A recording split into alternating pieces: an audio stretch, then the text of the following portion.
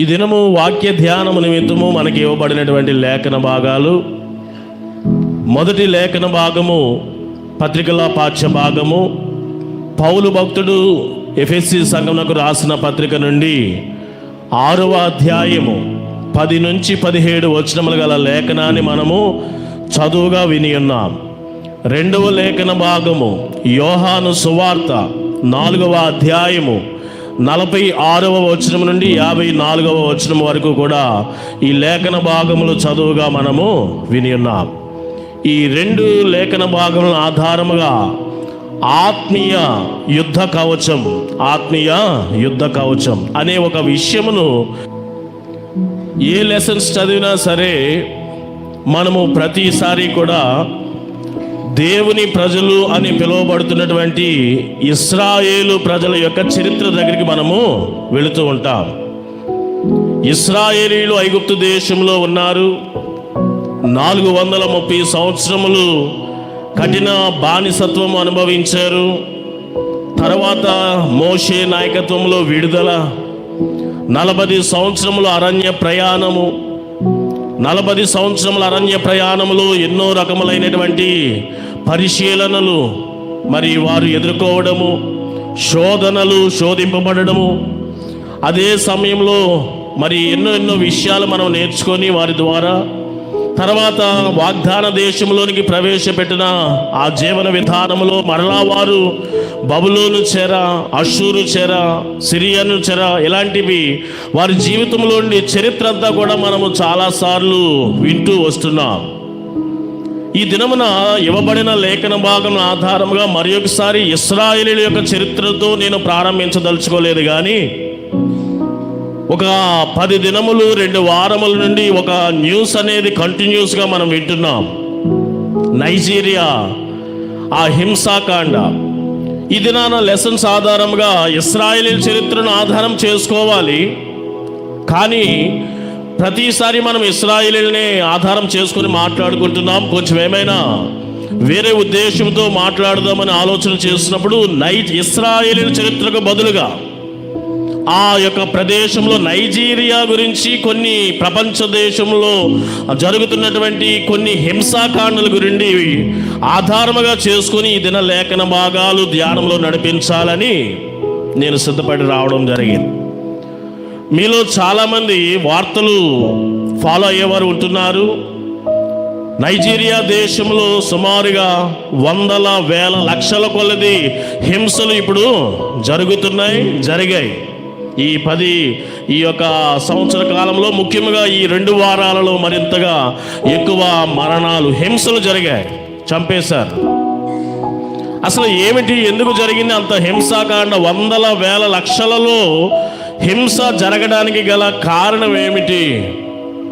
మరలా నేను చెప్తున్నాను, ఇశ్రాయేలీల చరిత్రను వాడుకోవచ్చు, కానీ దానికి బదులుగా నేను నైజీరియా గురించి మాట్లాడుతున్నాను. ప్రజెంట్ ఆ సిచ్యువేషన్ అంతా కూడా ప్రపంచం అంతటా కూడా మరి చాలా ఒక భయానకమైన పరిస్థితి కనబడుతుంది. కాబట్టి నైజీరియా దేశమును భారతదేశము ఎట్లా 2గా నార్త్ ఇండియా, సౌత్ ఇండియా అని మనం చూస్తామో, నైజీరియా దేశమును కూడా 2గా నార్త్ నైజీరియా, సౌత్ నైజీరియా.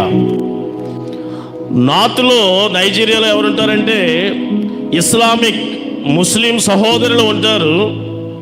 అలాగనే ఈ సౌత్ నైజీరియాలో క్రిస్టియన్స్ అనేవారు ఉంటారు. నైజీరియా దేశమంతా కూడా 2 కమ్యూనిటీలు, 2 సమాంతరమే.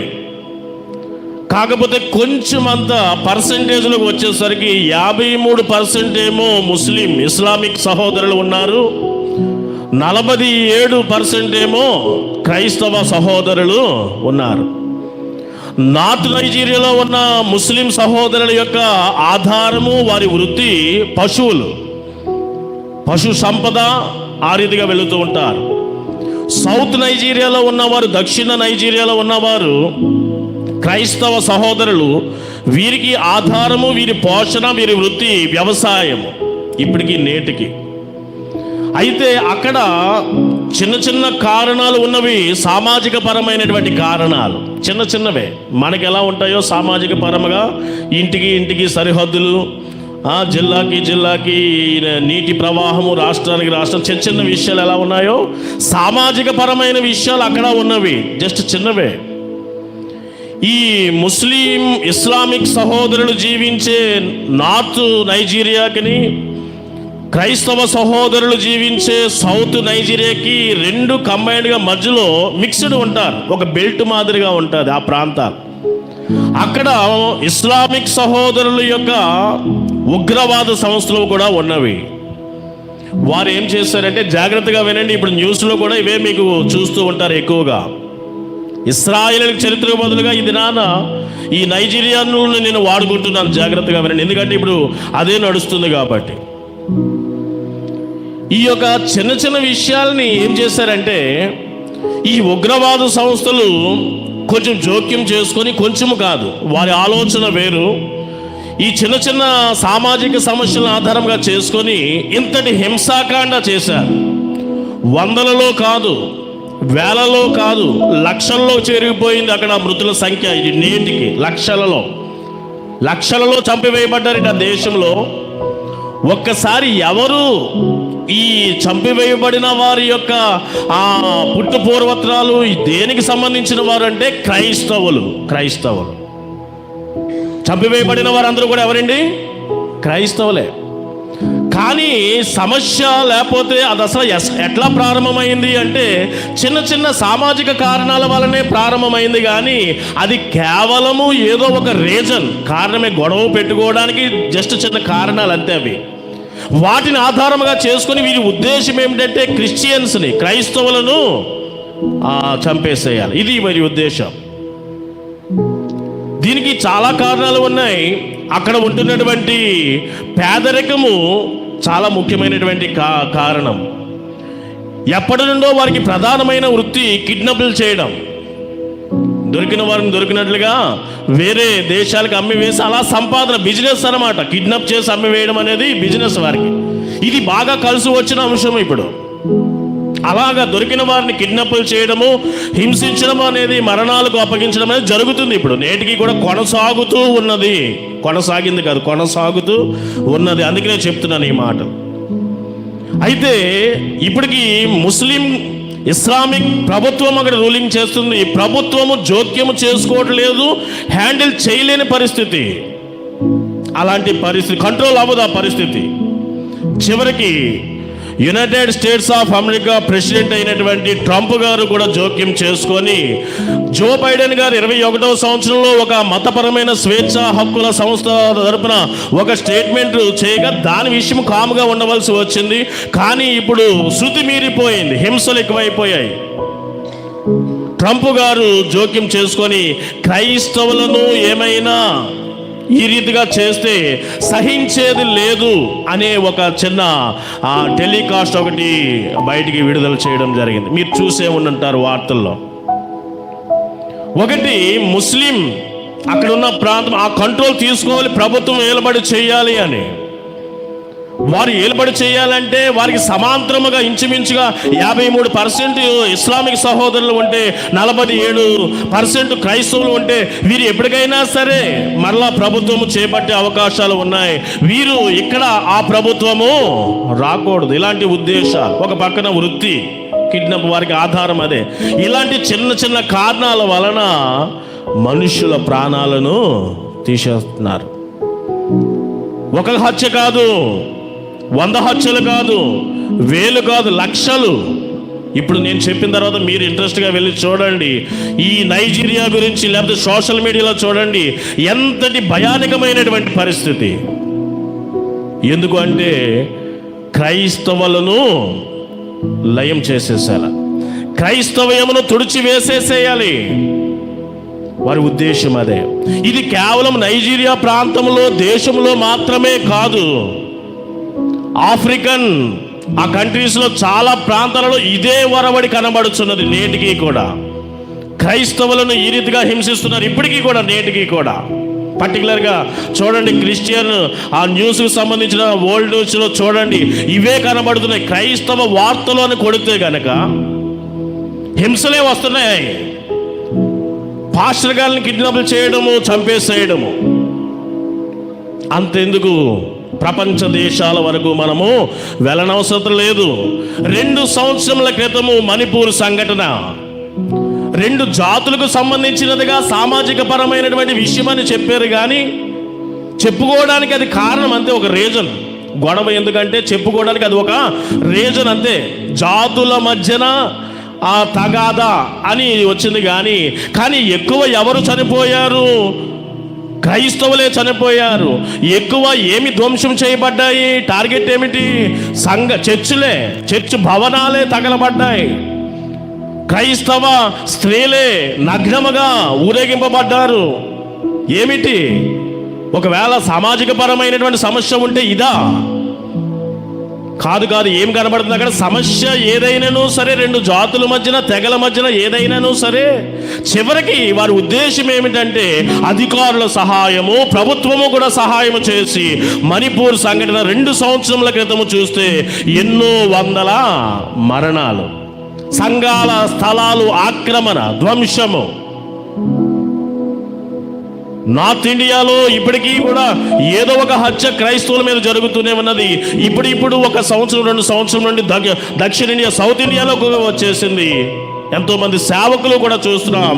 ప్రవీణ్ పగడాల లాంటి వారు, అది ఏమి మిస్టరీ, ఇంకంతే. ఇలాంటివి ఎన్నో.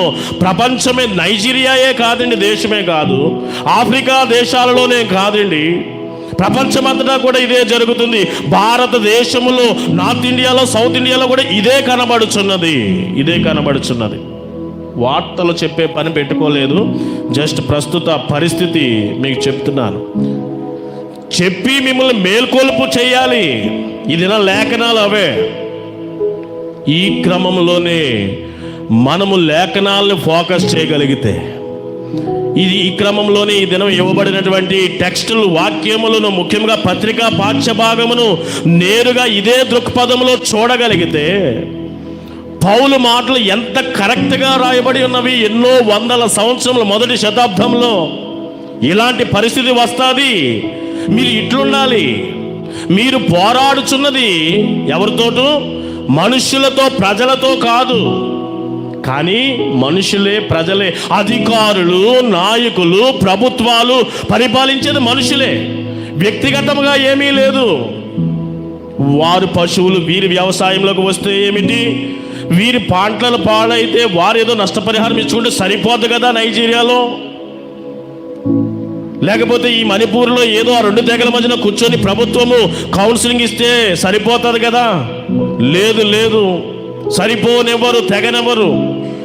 క్రైస్తవులు సంహరించబడాలి, క్రైస్తవ్యమును తీసివేయాలి, లయము చేసేసేయాలి. ఇది కేవలం రక్తమాంసములతో కూడినటువంటి మనుషులకు మధ్యనటువంటి ఉద్దేశము కాదు. ఇది ప్రస్తుత అంధకార దురాత్మ సంబంధమైనటువంటి ఆ చీకటి శక్తులు, అపవాది యొక్క తంత్రాలు, ఇవన్నీ కూడా ప్రభుత్వాలను వాడుతూ ఉంటాడు, అధికారులను వాడుతూ ఉంటాడు. వ్యక్తిగతంగా అధికారికి మనకి ఏమీ సంబంధం ఉండదు, ఏ రిలేషన్ ఉండదు. మన బంధువు కాదు, మన అన్న కాదు, ఆస్తి విషయాల్లో తగాదా పెట్టుకోవడానికి. కానీ ప్రభుత్వ యంత్రాంగాలను, అధికారులను అపవాది చీకటి శక్తులు ఆ బలోపేతం చేస్తున్నాయి, ప్రభావితం చేస్తున్నాయి. అందుకనే దినాన పౌలు భక్తుడు అంటున్నాడు ఈ 6వ అధ్యాయం 10వ వచనం, తుదకు ప్రభు యొక్క మహాశక్తిని బట్టి మీరేమైపోవాలి? బలవంతులుగా. ఎందుకు ప్రభు యొక్క మహాశక్తి అంటే, నువ్వు ఒక ఆఫ్టర్, నేను ఒక ఆఫ్టర్. ఒక మనిషిని డీల్ చేయలేం. మన యొక్క పవర్, మన యొక్క శక్తి, మన శక్తి సామర్థ్యం, మన దన్ను ఎంత అంటే బలహీనులము. ఇలాంటి హింసలు లక్షలలో జరగకుండా వేలకు తగ్గించలేని బలహీనత, వేలల్లో జరుగుతున్న హింస కన్నా 100లకు తగ్గించలేని బలహీనత, 100లలో జరుగుతున్నటువంటి హింసలు ఒక హత్యకు సరిపడే విధంగా తగ్గించలేని బలహీనులము మనము. మరేం చేద్దాం? మన బలము సరిపడదు. మనం ఏమవ్వాలా? ప్రభు యొక్క బలమును మనము ధరించుకోవాలి. దేవుని యొక్క శక్తి, క్రీస్తు శక్తి. ఆయన నన్ను బలపరిస్తే, నన్ను బలపరచువాని యందు నేను సమస్తమును కూడా చేయగలుగుతాను. నన్ను బలపరచువాని యందు నేను సమస్తమును చేయగలను. ఒకవేళ క్రీస్తునందు బలవంతులము కాకపోతే మనము ఏమీ చేయలేం. బెదిరిపోయి చివరికి ఇదే దృక్పథంలో ఆలోచన చేస్తే మీ వరకు ఏమి హింసలు ఏమి లేవండి అంటే హింసలుగా రావాలని కాదు, కానీ మీ వరకు కూడా వచ్చింది ఈ ప్రభావం, ఇన్ఫ్లుయెన్స్. చీకటి శక్తులు, అంధకార శక్తులు, దురాత్మ శక్తులు, అపవాది యొక్క తంత్రము మీ దగ్గరికి వచ్చింది. ఎదుర్కోవాలా. 3 పదాలు అక్కడ రాయబడి ఉన్నాయి 12-13లో. ఏమిటంటే మీరు పోరాడాలి, ఎదిరించాలి, నిలవబడాలి. ఈ 3 పదాలు 12వ వచనం 13వ వచనం కనబడతా ఉంటాయి. పోరాడాలి, ఎదిరించాలి, నిలవబడాలి. మీరు ఎట్లా? నీ శక్తి సరిపడదు, ప్రభు యొక్క శక్తిని మీరు కలిగి ఉండాలి. ఆ ప్రభు యొక్క శక్తి ఎట్లాగన్నది ఇక్కడ చెప్తున్నాడు. ఇది రాస్తున్నప్పుడు పౌలు భక్తుడు ఎప్పుడైనా గమనించారా? ఎక్కడ కూర్చున్నాడంటే ఏదైనా కవిత్వాలు ఏదైనా ఇవన్నీ రాయాలి అంటే ఏదైనా నదీ తీర ప్రాంతాలకో లేకపోతే కొండల్లోకో ఏదైనా ప్రకృతి అక్కడికి వెళ్ళి మంచి రచనలు రాస్తూ ఉంటారు. ఈ పత్రిక ఏ సందర్భంలో రాశాడో తెలుసా? 3వ అధ్యాయం ఎఫెసీ పత్రిక 1వ వచనం చదివి వినిపించండి. అక్కడ ఒక పదము తనను గురించి తాను వాడతాడు.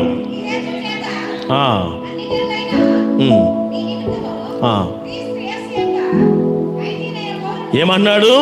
క్రీస్తు యేసు యొక్క ఎవరంటే ఈయన ఖైదీ. అంటే ఖైదీ అని వాడుతున్నాడు. ఈ ఒక్క మట్టికే కాదండి, 4వ అధ్యాయం 3వ వచనంలో కూడా ఇదే వాడుతున్నాడు. మరలా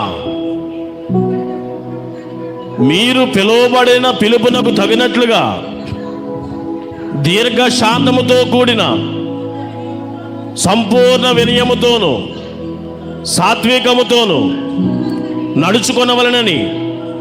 జాగ్రత్తగా వినండి. ప్రభువును బట్టి ఖైదీని అయిన నేను, ఇందాకేమన్నాడు? క్రీస్తు యేసు యొక్క ఖైదీని అన్నాడు. ఇప్పుడు కూడా అదే అంటున్నాడు. తనను తాను ఎలాగ చెప్పుకుంటున్నాడంటే, మనం అనుకుంటాము ఏదో ఒక పెద్ద ఆఫీసర్గా లేకపోతే పెద్ద ఉన్నతమైన పలుకుబడి కోరుకుంటాం, అలా పరిచయం చేసుకోవడానికి ఇష్టపడతాం. మీలో ఎవరైనా సరే ఒక ఖైదీగా మరి పరిచయం చేసుకోవడానికి ఎవరికైనా మనసు ఇష్టం ఉంటుందా? లేదు. కానీ ఇక్కడ చాలా గర్వంగా చెప్పుకుంటున్నాడు.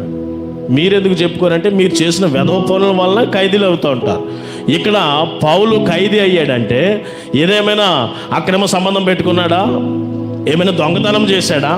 ఏమైనా నరహత్య చేశాడా? ఏమైనా దోపిడీ ఇలాంటివి ఏమైనా చేశాడా? ఇలాంటివేమీ చేయలేదు. అనైతిక కార్యాలు, అక్రమము, అధర్మము ఇలాంటివి చేయలేదు. అందును బట్టి ఖైదీ అవ్వలేదు. ఎందుకు ఇంత రొమ్ము గుద్దుకుంటూ క్రీస్తు ఖైదీనైనా సువార్త విషయమై నేను ఖైదీనని ఎందుకు చెప్పుకుంటున్నాడంటే, సువార్తను బట్టి క్రీస్తుని బట్టి ఆయన ఖైదీకి వెళ్ళాడు, రోమాచరకు వెళ్ళాడు. క్రీస్తు శకం 62వ సంవత్సరంలో ఆ ఖైదీలో కూర్చొని, చెరసాలలో కూర్చొని ఈ ఎఫెసు సంఘమును ప్రేమించి ఈ యొక్క పత్రిక వ్రాస్తున్నాడు. ఉదాహరణకి మనం ఎక్కడ ఉంటే ఆ సన్నివేశాలు మన ముందు కనబడతా ఉంటే మనము దానిని ఎక్కువగా ఊహించుకొని మనము చేయాల్సిన వాటిని కూడా అక్కడ జరుగుతున్న ఆ యొక్క మన ముందు కన్నుల ముందు జరుగుతున్నటువంటి వాటి ప్రకారం చేద్దామనే ఆలోచనలు వస్తూ ఉంటాయి. ఈ ఉత్తరము రాస్తూ, ఈ పత్రిక రాస్తూ చెరసాలలో ఉన్నటువంటి పౌలు ఉదయం లెగిస్తే పండుకునే వరకు ఎవరిని చూస్తున్నాడు? ఆటోకడు ఈటోకడు తిరుగుతున్నారంట. ఏమిటి? ఒకడేం బల్లెం పట్టుకొని, ఒకటి ఖడ్గం పట్టుకొని, ఒకటి డాలు పట్టుకొని, ఎవరు? వీళ్ళందరూ కూడా సిపాయిలు, సైనికులు. చెర అంటే సైనికులు తిరుగుతూ ఉంటారు కదా, కావాలి. వీరిని చూస్తున్నాడు, వారి యొక్క వస్త్రధరణ అంతా కూడా చూస్తున్నాడు. ప్రతివాడు హెల్మెట్ పెట్టుకున్నాడు, శిరస్నానము, ఈ రొమ్ము ఛాతీ భాగానికి సరిపడే మైమరువు అల్లుకున్నాడు. ఛాతీకి ఏమి దెబ్బలు తగలకుండా ఎటువంటి ఆయుధం వచ్చినా సరే. ఈ ఉదరానికి, తొడలకు సంబంధించినటువంటి కవచాలు అవన్నీ ధరించుకున్నాడు. నడానికి పటిష్టమైనటువంటి బెల్టులు ఇవన్నీ కూడా దట్టి. ఈ ఎంతకాలము ఉండి ఎన్ని రోజులు అబ్జర్వ్ చేశాడో తెలియదు, కానీ పౌలు ఈ సిపాయిలు, ఈ యొక్క సైనికుల వస్త్రధరణ అంతా కూడా తెల్లారి లెగిస్తే ఇదే డ్రెస్ నాకు కనబడుతుంది, వీళ్ళే తిరుగుతున్నారు. అదే టైంలో ఈ పత్రిక రాస్తున్నాడు. అప్పుడు పత్రికను రాస్తూ వర్ణనాతీతముగా ఇక్కడ రాశాడు ఈ యొక్క లేఖనం. ఈ దినం మనకి ఇవ్వబడినటువంటి లేఖనం వర్ణనాతీతము. వర్ణించాడు పదాలు అక్కడ. ఏమిటంటే ఆ యొక్క సిపాయికి, ఆ సైనికుడికి ఆ హెల్మెట్, ఓహో దీనికి ఉపయోగముగా ఉన్నది. వాడు కట్టుకున్నటువంటి నడానికి పటిష్టమైనటువంటి దట్టి, వాడు తొడుక్కున్నటువంటి ఆ యొక్క యుద్ధమునకు సంబంధించినటువంటి చెప్పులు, ఈ ఖడ్గము, డాలు, బల్లెము, వీటన్నిటిని కూడా చూసి వాటిని ఆత్మీయపరమైనటువంటి కవచాలతో వివరించాడు. భౌతికపరమైనటువంటి ఆ యొక్క వస్తు అలంకరణ సామగ్రి అంతటిని, సైనిక సామగ్రి అంతటిని కూడా ఆత్మీయపరమైనటువంటి జీవితానికి సంబంధించినటువంటి కవచాలతో పోలిక అలా పోల్చి ఇప్పుడు మనము మనుషులతో, రక్తముతో కూడినటువంటి, మాంసముతో కూడినటువంటి ప్రజలతో, మనుషులతో కాదు, మనం పోరాడినది ఎవరితోటి? అంధకార సంబంధమైన దేవతలు, అధికారులు కూడా మనుషులే కదా, కానీ వారికి మనకి ఏముండదు.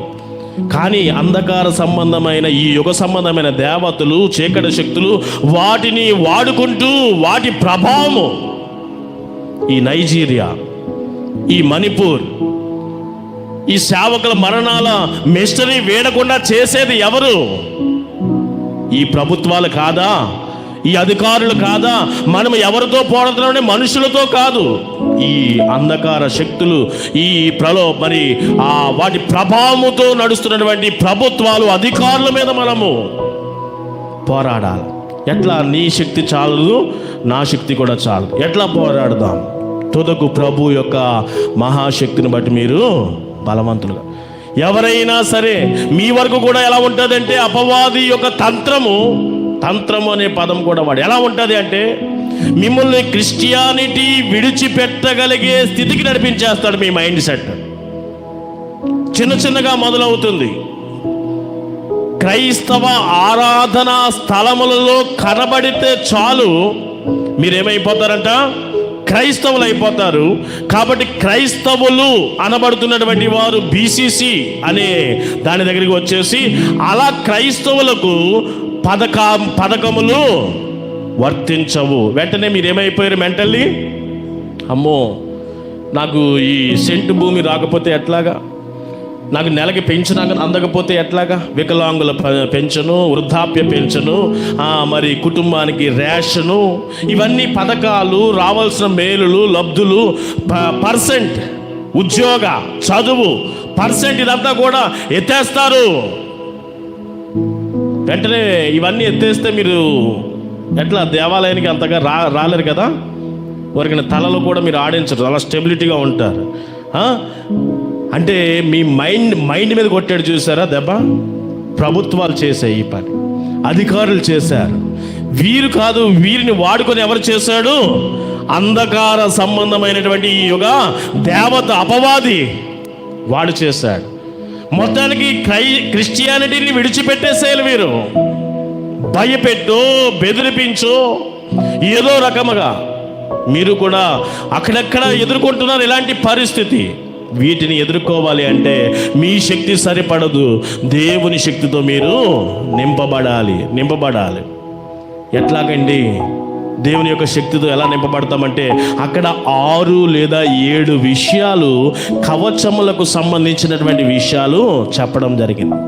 మొట్టమొదటిగా సత్యమనే దట్టి, బెల్ట్, నడుమునకు పటిష్టముగా ఉండడం. నువ్వు ఏ సమస్య వచ్చినా బెండ్, లొంగిపోకుండా, ఏమాత్రం ట్యాంపర్ అయిపోకుండా, మెల్ట్ అయిపోకుండా, స్టెబిలిటీగా, ఎస్ నేను క్రైస్తవుడు, నేను క్రీస్తు మనిషిని, క్రీస్తు కొరకు నేను హతసాక్షిని కూడా అవుతా, అంతేగాని నువ్వు పెట్టే బెదిరింపులకు నేను ఏమాత్రం లొంగను. స్టెబిలిటీ, నిబ్బరముగా, ధైర్యముగా ఉండగలిగే, ఆ యొక్క నిన్ను ఉంచగలిగేది సత్యము అనేది అపవాదికి ఎంతో వ్యతిరేకమైనది, అసహ్యమైనది. సత్యము ద్వారా పాపమును, చెడును, అపవాదిని ఇట్టే కంట్రోల్ చేసేయచ్చు. తెలుసండి, సత్యమును వక్రీకరిస్తూ ఉంటాడు అపవాది. సత్యం అంటే వాడికి పడదు. స్టార్టింగ్ నుండి కూడా ఇదే పాయింట్. ఇదే విషయం ఏదైనా వనములో అవ్వ ఆదాములతో సంవాదించినటువంటి అపవాది యొక్క సంభాషణ మనం చూస్తే వాడు సత్యమే మాట్లాడా, సత్యమును వక్రీకరించాడా? సత్యం ఏం చేశాడు? వాడు వాడికి సత్యం అంటే అసలు 1% కూడా పడదు. నువ్వు గనక సత్యములో ఒక స్టెబిలిటీగా ఉండగలిగితే పాపమును, అపవాదిని, చెడును ధీటుగా ఎదుర్కోగలరు. 3 విషయాలు చెప్పాడు కదా. పోరాడాలి, ఎదిరించాలి, నిలవబడాల. ఎప్పుడు నువ్వు సత్యానుసారమైన జీవిత విధానము, సత్యవర్తన. సామెతల గ్రంథంలో దేవునికి ఇష్టమైనటువంటి వారు ఎవరంట? సత్యవర్తనులే ఆయనకి ఇష్టలు. మీలో ఎంతమంది సత్యానుసారముగా సత్యము ప్రకారం జీవించగలుగుతున్నారు? మీలో చాలామంది ఇలాగ అంటున్నానని ఏమనుకోవద్దు. ఎక్కువ నేను చూసినటువంటి వక్రీకరణలే మీరు చెప్తా ఉంటారు.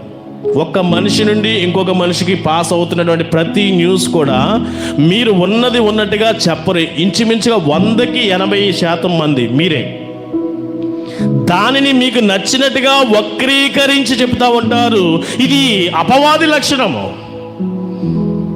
మీరు వెంటనే ఏమవుతున్నారంటే దేవుని యొక్క బలమును మీరు పొందుకోలేనటువంటి స్థితి. ఎప్పుడైతే సత్యములో నిలవబడలేకపోయారో దేవుని బలము మీ అందు ఉండదు. అపవాదిని మీరు జయించలేరు. సత్యము పాపమును, అపవాదిని, చెడును నిర్మూలించగలిగే, ఎదిరించగలిగే ఒక చక్కని ఒక అలంకారం మనకి విశ్వాసులకు. ఆత్మీయ యుద్ధం జరుగుతుండగా నీ ఆత్మను కాపాడుకునే మొదటి ప్రయత్నంలో నువ్వేం చేయాలంటే సత్యమును నువ్వు గట్టిగా స్టెబిలిటీ. నేను ఎన్నో ప్రలోభాలు వస్తాయి, లంచాల ఆశలు వస్తూ ఉంటాయి, శోధనలు వస్తాయి, సులువైన మార్గాలు వస్తాయి, సులువుగా చిక్కులు పెట్టు, పాపము, ఇవన్నీ కూడా వస్తూ ఉంటాయి. లేదు, సత్యము అంటే ఆయనలో మనము, నేను క్రీస్తు మనిషిని, సత్యం అంటే నేనే మార్గమును సత్యమును, క్రీస్తు యందు స్టెబిలిటీగా ఉండడం అన్నమాట. ఇది మొదటి విషయం. రెండవది అక్కడ చదవమా, నీతి అనే మైమరువు. ఇందాకే చెప్పాను కదా, నీతి అనే మైమరువు అంటే ఈ రొమ్మునకు, ఛాతీ భాగానికి, ఈ ఛాతీకి, ఈ గుండె ప్రాంతానికి ఏమవకుండా ఇక్కడ ఉండే ఒక చక్కని కవచము. నీతి అనే మైమారు, నీతి వర్తన లేదా నీతి మార్గము. నీతి మార్గం ఎంతమంది నీతిగా జీవిస్తున్నారు? చాలామంది అవినీతితోనే నిండిపోయి ఉన్నది నేటి ప్రభుత్వాలు కానీ, నేటి సమాజము కానీ, దేశాలు కానీ. అవినీతి, అవినీతి. సంఘాలలో కూడా అవినీతి, విశ్వాసులలో కూడా అవినీతి. లేదు లేదు, అవినీతి అనేది నీలో ఉన్నది అంటే నువ్వు దేవుని యొక్క బలమును నువ్వు పొందుకోలేవు, అపవాదిని ఎదిరించలేవు, బెదిరిపోతావు. వెంటనే పథకాల గురిండో లేకపోతే రిజర్వేషన్ల గురిండో వెంటనే క్రైస్తవ్యాన్ని విడిచిపెట్టేస్తావు. దాని ద్వారా రెండవ మరణము నీ కొరకు ఎదురు చూస్తుంది, ఆత్మీయ మరణం. ఎప్పుడైతే క్రీస్తు నుండి నువ్వు తప్పుకున్నావో, లెఫ్ట్ అయిపోయావో, విశ్వాసం నుండి తొట్టిల్లిపోయావో, వెంటనే ఎవడని మిరింగుతున్నా అని గర్జించు సింహం వలె వాడు రెడీగా ఉన్నాడు. ఎందుకు? నీ రెండవ మరణం, ఆత్మీయ మరణం ఇవ్వడానికి. కాబట్టి సత్యం అనే దట్టి. రెండవది, సత్యానుసారంగా మీరు జీవించండి. రెండవది, నీతి అనే మైమరు అంటే నీతితో మీరు నిండుకొని ఉండాలి. నీతితో మీరు నిండుకొని ఉండాలి. అదే ప్రకారము సమాధానం అనేటువంటి సిద్ధ మనస్సు కలిగినటువంటి జోడు తొడుక్కోవాలి. మూడో విషయం అంటే సమాధాన సువార్త. ఇది దేనికి అంటే ఇది దేవుని రాజ్య స్థాపనకు మొదటి మెట్టుగా కూడా మనము ఊహించుకోవచ్చు. ఎంతమంది మీలో సమాధానముగా ఉన్నారు? ఎంతమంది మీలో సమాధానంగా ఉన్నారు? మీలో మీ దాకా ఎందుకు? నీ భర్తతో నువ్వు సమాధానంగా ఉన్నావా? నీ భార్యతో నువ్వు సమాధానంగా ఉన్నావా? బిడ్డలు మీ తల్లిదండ్రులతో సమాధానంగా ఉన్నారా? ఒకసారి మీకు మీరు ఈ సమయంలో ఆత్మ పరిశీలన చేసుకోవాలా. బైబిల్ ఏం చెప్తుందో తెలుసా? సమాధానమును వెదకి దాన్నే వెంటాడాలి. మీరు ఒక్కసారి 1 గంట ఆరాధన ఇవన్నీ పక్కన పెట్టి మిమ్మల్ని అందరూ ఇలా విడిచిపెడితే సమాధానము కాదు కదా, ఒకలాంటి సునామీలాగా అయిపోతారు మీరందరూ కూడా. ఎక్కడ లేని విషయాలు బయటికి వచ్చి ఒకలాంటి ఆ పగ ప్రతీకార జ్వాలలు ఎగసపడుతున్నట్లుగా ఉంటాయి. ఏదో ఒక చిచ్చు అంటుకుంటుంది. లేదు లేదు, మనం ఎట్లుండాలి? సమాధానంలో వెతుక్కోవాలి. అసమాధానంగా ఉండడానికి ఏముంది? పక్కన ఒకటి జస్ట్ ఇలాగంటారు, ఆడవాళ్ళు ఇలాగంటారు కదా కూర్చునేటప్పుడు, తప్పుకోమ కొంచెం జరుగంటే ఎంత బాగుంటుంది, ఇలా కూర్చుతూ ఉంటారు. అక్కడ వెంటనే ఏమవుతుంది? అసమాధానం. వెంటనే నువ్వు నెట్టేవు అంటే ఆవిడకి పౌరుషం రాదా కొంచెం అంతా? వెంటనే ఏమొస్తుంది అక్కడ? అసమాధానము రావడానికి ఎంతసేపు అండి? విశ్వాసులైతే, క్రీస్తు బలమును ధరించుకునేవారైతే, దేవుని కుమార్తెలు అనిపించుకోవాలి అంటే ధన్యతలు చెప్పుతున్నాయి. సమాధానపరచు వారు ధన్యులు. మీరు మాట్లాడరా? సమాధానపరచు వారు ధన్యులు. వారు నిజానికి నాకు అసలు బాగోలేదు, జ్వరంతో ఉన్నాను, జలుబుతో ఉన్నాను. అయినా సరే ఆ దేవుని మహాకృప చేత నేను మీతో మాట్లాడుతున్నా. సమాధానపరచువారు ధన్యులు. వారు ఎవరంట? దేవుని కుమార్తెలు. మీరు సమాధానం వెతకండి. నీ భర్తతో తగాదా పెట్టుకున్నావా? వద్దు. ఇది విశ్వాసులకు చెల్లుబాటు కాదు. ఇది భార్య మీద సమాధానం లేకుండా నీ ఇష్టానుసారంగా ఉంటున్నావా? లేదు. తల్లిదండ్రులతో మీకేమీ తెలియదు, ఇప్పుడు ట్రెడిషన్ అనుకుంటా వెళ్తున్నావా? లేదు. మీరు ఒకరితో ఒకరు తప్పనిసరిగా కుటుంబాలలో నుండి, సంఘములో నుండి, సమాజంలో ప్రతి ఒక్కరితో కూడా మీరు సమాధానంతోనే ఉండాలా. సమాధానమును వెతికి దానిని వెంటాడే పనిలో ఉండండి. అప్పుడే క్రీస్తునందు మనం బలవంతులు అవుతాం. నైజీరియా లాంటి సంఘటనలు, మణిపూర్ లాంటి సంఘటనలు, ప్రపంచమంతటా జరుగుతున్నటువంటి క్రైస్తవ వ్యతిరేక శక్తులు, ప్రభుత్వాలు, అధికారులు చేపడుతున్నటువంటి ఎన్నో సంఘటనల మధ్యన మనం నిలదొక్కుకోవాలి, ఎదిరించాలి, పోరాడాలి, నిలవబడాలి. ఆయన రాకడ వరకు నిలవబడాలి. అంటే తప్పనిసరిగా మీరు అసమాధానం గురించి వెళ్తే ఏమీ ఉపయోగం లేదు. సమాధానం కొరకు మీరు కృషి చేయండి, ఆలోచన చేయండి. నా భర్తతో ఇన్ని రోజులు ఇలా ఉన్నాను, నా భార్యతో ఇన్ని రోజులు ఇలా ఉన్నాను, నేను పక్కవారితో ఇలా ఉన్నాను. లేదు. మనకి సమాధానం గురించి చాలా మాటలు. ఒకవేళ నువ్వు వచ్చి ఆరాధన చేసిన, అర్పణ అర్పించిన పక్క సహోదరుడితో సమాధానం లేకపోతే వెంటనే ఏం చేయమన్నాడు? ఫస్ట్ అర్పణ ఆరాధన ముఖ్యము కాదంటే ఏమిటి ముఖ్యము? పొరుగు వాళ్ళతో సమాధానమే, సహోదరుడితో సమాధానమే ముందుగా చెప్పబడింది. దేవుని బిడ్డలుగా ఉండండి. మీరు అసమాధానం కొరకు ప్రాకులాడొద్దు, దెయ్యముల పిల్లల్లా ఉండవద్దు. దేవుని బిడ్డలుగా ఉండడానికి సమాధానం వెతికి దానిని వెంటాడండి. ఇది 3వ విషయముగా చెప్పబడింది. 4వ విషయం కూడా అక్కడ చెప్పబడింది. ఏమని చెప్పండి? చదవండి అమ్మ ఒకసారి.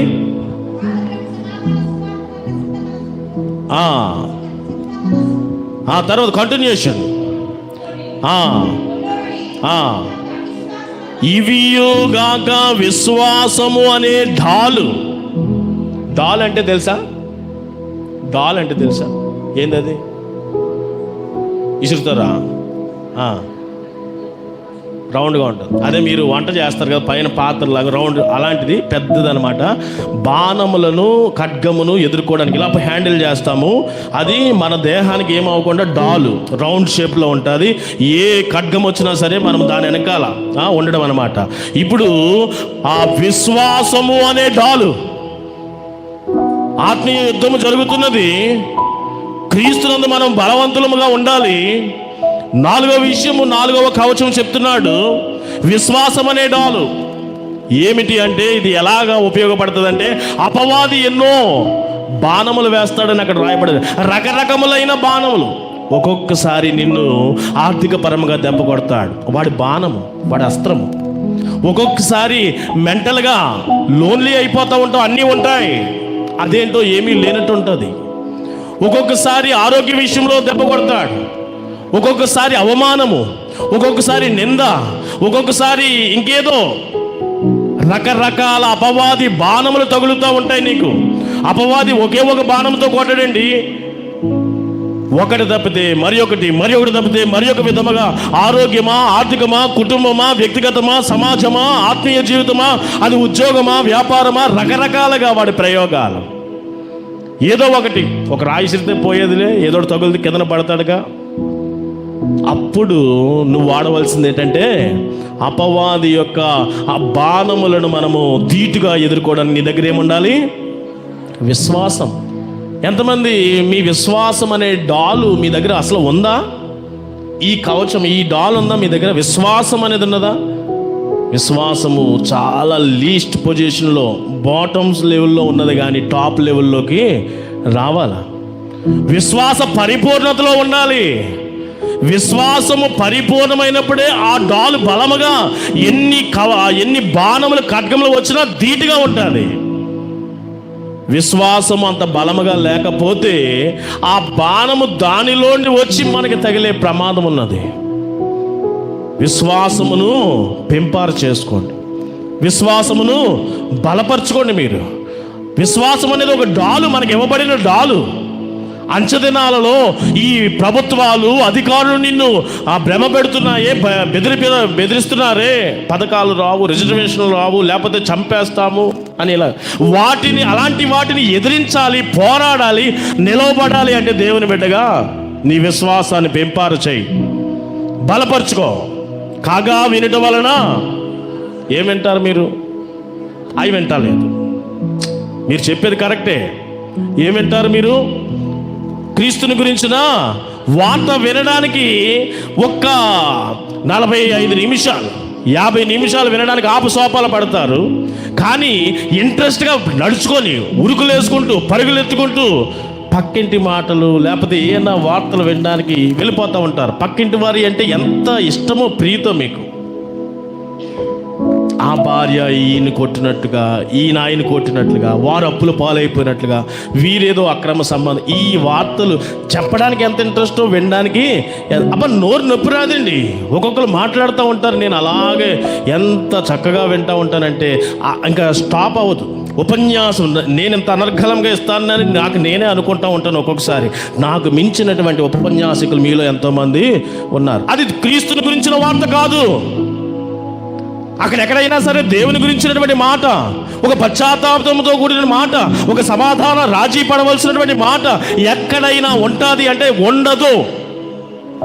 కానీ మీరు క్రైస్తవులే, దేవుని బిడ్డలే, జాగ్రత్త. కొంచెం ఏమైనా మనసుకు ఏమైనా చిన్నది ఈ మాట మీకు ఏమైనా అనిపిస్తే వెంటనే మీరు మార్చుకోండి. విశ్వాసమును మనము బలపరుచుకోవాలి, విశ్వాసమును మనం బలపరుచుకోవాలి. నెక్స్ట్ ఒకే పాయింట్ మీద చెప్పుకుంటూ వెళ్తే సమయం అయిపోయింది. మరి ఒక మాట, రక్షణ అనే శిరస్త్రాణం. హెల్మెట్ తలకి బండి మీద వెళ్తున్నప్పుడు మనం పెట్టుకుంటాం. రక్షణ అనే శిరస్త్రాణం.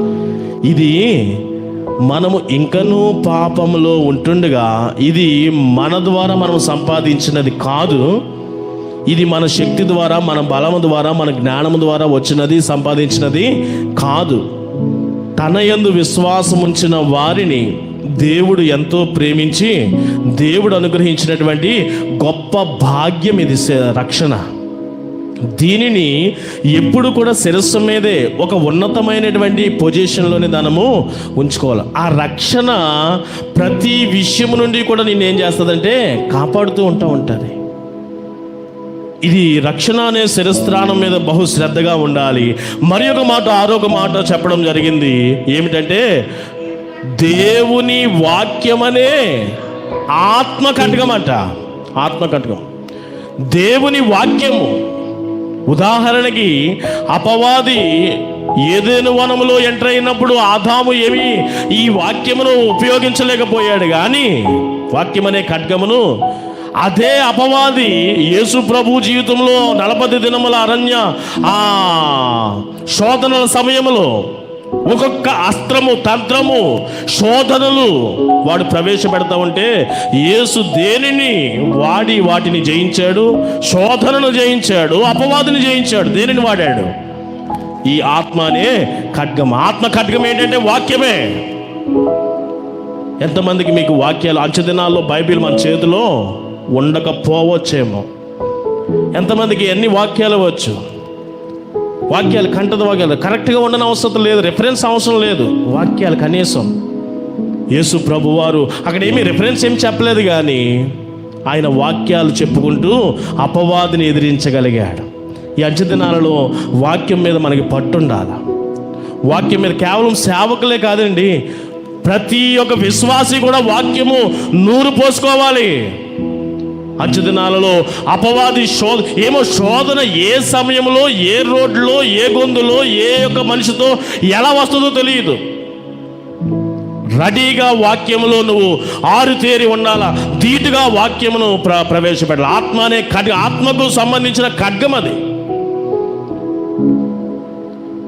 ఏదైనా యుద్ధానికి వెళ్ళాలంటే ముందుగా పై అధికారి, ఆ యొక్క ఆర్మీ అధికారి ఆ ఆర్డర్స్ అన్ని ఫాలో అవ్వాలి కదా. ఎప్పుడూ కూడా ఈ సిబ్బంది ఎవరికి టచ్లో ఉండాలి? ఆ అధికారికి టచ్లో ఉండాలి. వాని యొక్క డైరెక్షన్లో వీరు మూవ్ అవ్వాలి.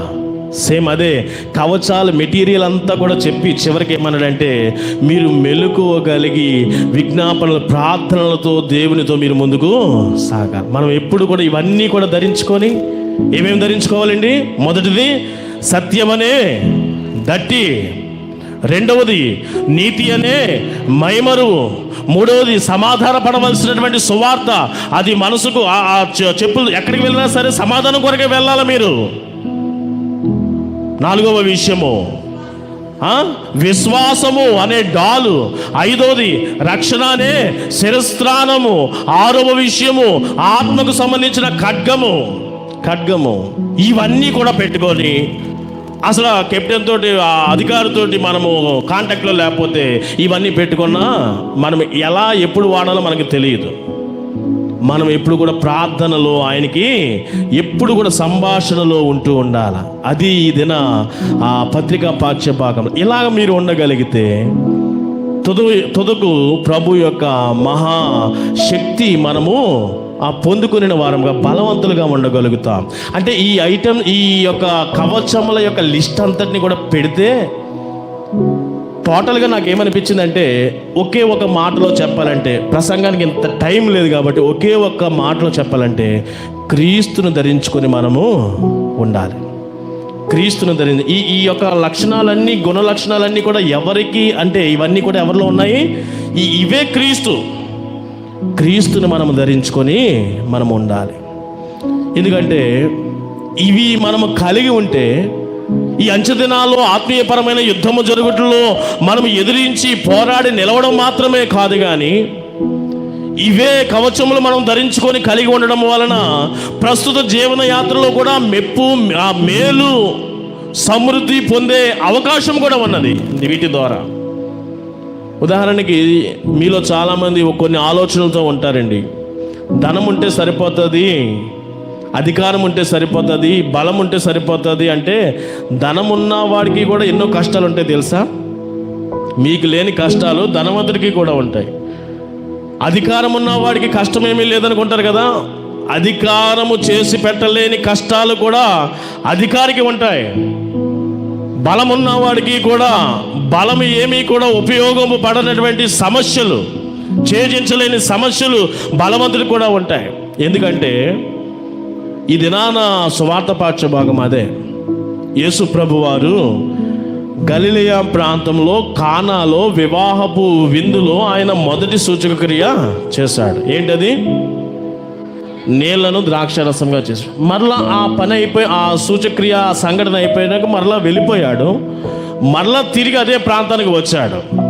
అలా యేసు ప్రభు వచ్చాడు అని చెప్పి ఆ యొక్క ప్రదేశమునకు 20 మైళ్ళ దూరంలో ఉన్నటువంటి కపెర్నహూమునకు సంబంధించినటువంటి ఒక అధికారి, ప్రధాని, రాజరికానికి ఆ యొక్క ఆస్థానంలో ఉండే ప్రధాని, ఒక అధికారి విన్నాడు. అప్పటికే వాని యొక్క కుమారుడు చావడానికి రోగగ్రస్తుడై సిద్ధంగా ఉన్నాడు, చావు బతుకుల మధ్యన. అతనికి ఏమి తక్కువ కొదువా? రాజు యొక్క ఆస్థానంలో ఉన్నటువంటి ప్రధాని. ఆర్థికంగా ఏమైనా లోటు ఉంటుందా? ఏమీ లోటు ఉండదు. అధికారం ఉన్నది, ప్రాబ్లము సొల్యూషన్ దొరకట్లేదు. ధనం ఉన్నది, సమస్యకు పరిష్కారం దొరకట్లేదు. మీలో చాలామంది జ్ఞాపకం ఉంచుకోండి, ధనం ఉంటే మీ సమస్యకు పరిష్కారం దొరుకుతుంది అనుకోవడం అపోహ, మీ భ్రమ.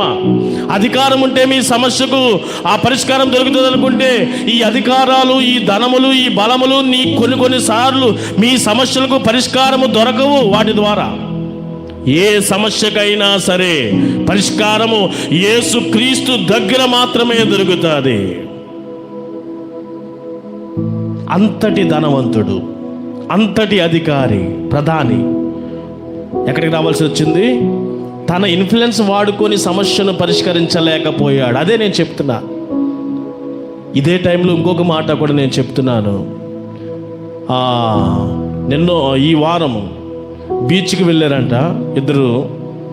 ఆ రాత్రి సమయంలో బండి మీద గుంటూరుకు సంబంధించినటువంటి యవనస్తులు ఎంత ఫాస్ట్గా వచ్చారో ఆ లారీని గుద్దుకొని అక్కడికక్కడే చనిపోయారు. అంటే చనిపోయిన వారు టీనేజ్ యవన ప్రాయం కలిగినటువంటి వారు. అంటే మరణము అనేది ఒక వయసుకు పరిమితముగా ఉండటం లేదని నేను చెప్పడానికి ఈ మాట చెప్పాను అంతే. వృద్ధులు చనిపోతారు, వ్యాధిగ్రస్తులు చనిపోతారు, అంతటితో ఆగిపోవడానికి లేదు. గర్భములో పిండముగా ఉన్నప్పుడే చనిపోవచ్చు, శిశుప్రాయములో చనిపోవచ్చు, బాల్యములో చనిపోవచ్చు, బలముండి చనిపోవచ్చు, బలము లేకుండా చనిపోవచ్చు, ధనముండి చనిపోవచ్చు, ధనము లేకుండా చనిపోవచ్చు. మరణానికి ఏది కూడా ఆటంకముగా ఉండడం లేదు. మరణము యొక్క హవా సాగుతుంది. నేటి దినాలలో మరణము యొక్క హవా సాగుతుంది. ఇప్పుడేంటండి, తొలటి దినము నుండే మరణం యొక్క హవా సాగుతూనే ఉన్నది. ఆదాము దగ్గర నుండి మరణము విజృంభించింది. ప్రతి వాడు కూడా పోరాడడమే, మరణముతో యుద్ధము చేయడమే కానీ ఏ ఒక్కడు కూడా యుద్ధములో గెలుపొందిన నాదుడే లేడు. మరణము ముందు ఎవడండి ఇంతవరకు నిలవబడింది, గెలిచింది? నీవు ఆరాధిస్తున్నటువంటి దేవుడు, నేను ఆరాధిస్తున్న దేవుడు మాత్రమే. మరణమును జయించాడు, సమాధిని జయించాడు, పాపమును జయించాడు, అపవాదిని జయించాడు, మృత్యుంజయుడైనాడు. ఓ మరణమా నీ ముల్లెక్కడా? ఓ మరణమా నీకింక విజయం ఎక్కడా? ఇక మీదట ఎవడైనా నా యందు విశ్వాసం ఉంచితే చాలు. యేసు ఏ రీతిగా తిరిగి లేపబడ్డాడో అదే రీతిగా మరణముతో ప్రతి వాడు కూడా యుద్ధము చేసినా సరే వాడు సజీవుడిగా తిరిగి లేపబడతాడు.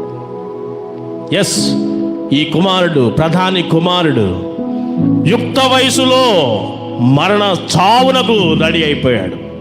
కారణం ఏమిటో, ఏ రోగమో తెలియదు. ఒక అధికారి అధికారమును పక్కన పెట్టాడు, తన ధనమును పక్కన పెట్టాడు, ఇంకేమైనా సోర్సెస్ ఉండవచ్చేమో అవన్నీ పక్కన పెట్టాడు. ఈ సమయంలో నాకు సరిపడిన చాలిన దేవుడు ఎవడంటే యేసయ్యే. నువ్వున్న పరిస్థితిలో కూడా నీకు చాలిన దేవుడు యేసయ్యే. కానీ ప్రధాని ఏమాత్రం కూడా ఇగో ప్రాబ్లం లేదు, ఆయనకి వేరే ఆలోచన లేదు. ఆయనంతటా ఆయనే ఎవరి దగ్గరికి వచ్చాడు? యేసు దగ్గరికి రావడం, యేసు దగ్గర విధేయత, యేసుకు తన యొక్క విజ్ఞాపన, అయా నా కుమారుడు. ఇది పరిస్థితి.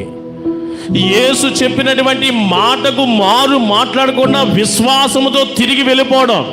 నీ కుమారుడు ఆల్రెడీ బాగా ఉన్నాడు, బ్రతికి ఉన్నాడు అనగానే సందేహం లేదు. అదేందయ్యా నువ్వు రాలేదు? నయమాన్లో సందేహం లేదు. నువ్వేదో చెయ్యి పెడతావు అనుకున్నావు, మా ఇంటికి వచ్చి నువ్వేదో ఇక్కడ మోకరించి ప్రార్థన చేస్తావు అనుకున్నావు. నువ్వేంటి సింపుల్గా నా కుమారుడు బ్రతికున్నాడు. ఇలాంటి ఆర్గ్యుమెంట్స్ ఏమీ లేవు, అక్కడ సంభాషణ లేవు. వచ్చాడు, వినమ్రత ప్రదర్శించాడు, నీ భారము, నీ యొక్క సమస్య ఏమిటో వెళ్ళబుచ్చాడు ఆయన దగ్గర. మనుషుల దగ్గర పదే పదే నీ యొక్క సమస్యలు చెప్పుకోవడం వల్ల నీవు చిన్నపుచ్చుకుంటావమ్మా. మనుషుల దగ్గర నీ సమస్యలు చెప్పుకోబాక. నీ భర్త గురించి, నీ ఆరోగ్యం గురించి, నీ ఫైనాన్షియల్ మ్యాటర్ గురించి పక్క వారితో చెప్పుకోబాక. చిన్నతనం అయిపోతావు నువ్వు. ఎక్కడ చెప్పుకుంటే నీ సమస్యకు పరిష్కారం దొరుకుతుందో అక్కడ చెప్పుకో. ఎక్కడ దొరుకుతుంది నీ సమస్యకు? ఏ సమస్య అయినా సరే ఎక్కడ దొరుకుతుంది? యేసు దగ్గరే నీకు సమాధానం. ఆ ఇంగిత జ్ఞానము ఆ ప్రధానికి, అన్యుడైనటువంటి ప్రధానికి ఉన్నది. వచ్చాడు, యేసు దగ్గరికి వచ్చాడు, వినమ్రత, తన యొక్క గోడంతా కూడా వినిపించుకున్నాడు. విని వెంటనే యేసు యందును అతని మాట యందును కూడా విశ్వాసం ఉంచాడు. వెంటనే వెళ్ళిపోయాడు. వెలుచుండగానే తన దాసులు ఎదుర్కొని, అయ్యా నీ కుమారుడు బ్రతికే ఉన్నాడు. బహుశా చనిపోయే స్థితికి వెళ్ళి ఇంకా చనిపోయాడేమో, ఏదో కనుపరి ఏదో ఉండొచ్చు. ఎందుకంటే బ్రతికే ఉన్నాడు అంటే ఆల్రెడీ చనిపోయే మూమెంట్లోకి వెళ్ళిపోయినాడే అని దాని అర్థం. ఏ టయానికి బ్రతికాడయ్యా? మళ్ళీ లేచి మాట్లాడాడు, వాడు నీళ్ళు తాగాడు, 2 ముద్దలు ఎప్పుడు తిన్నాడు, ఎప్పుడు లేచాడంటే నిన్నటి దినము 1 గంటకయ్యా. కరెక్ట్గా అదే టయానికి యేసు ప్రభు వారు ఇక్కడ ఈ మాట చెప్పి, యేసు మాటలో శక్తి ఉన్నది, నమ్ము చాలు. నువ్వు ఏ సమస్యతో ఇక్కడ కూర్చున్నావో నాకు తెలియకపోవచ్చు, పక్కోడికి తెలియకపోవచ్చు. ఆయన హృదయములను అంతరంగములను ఎరిగిన దేవుడు. ఇక్కడ ప్రార్థన చేయి. నువ్వు ఇంటికి వెళ్ళేలోగా నీకు పని అయిపోతుంది. విశ్వాసముతో వెళ్ళు, అంతేగాని అవిశ్వాసముతో అల్ప విశ్వాసముతో వెళ్ళవద్దు.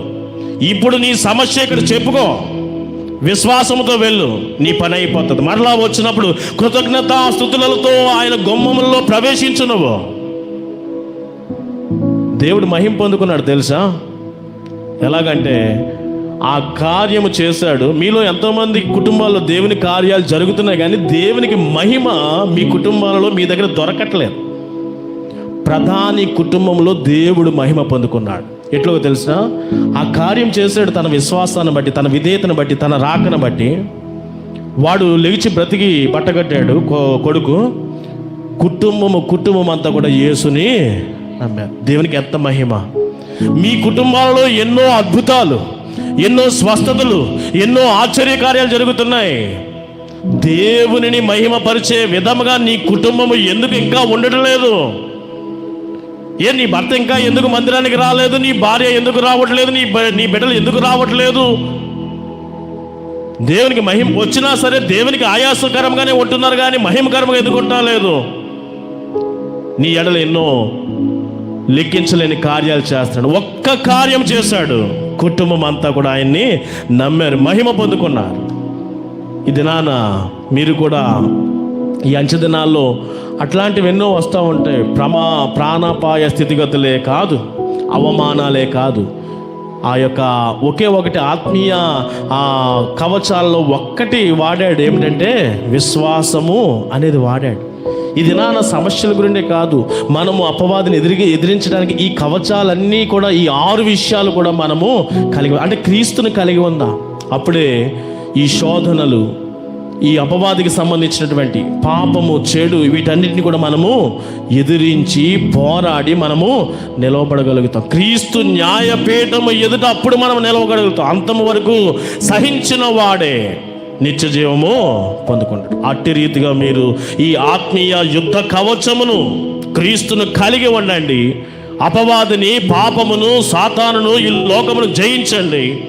నిత్య రాజ్య వారసత్వమును మీరు పొందుకోండి. అట్టి కృప పరిశుద్ధాత్మ దేవుడు మీ అందరికీ దయచేయను గాక.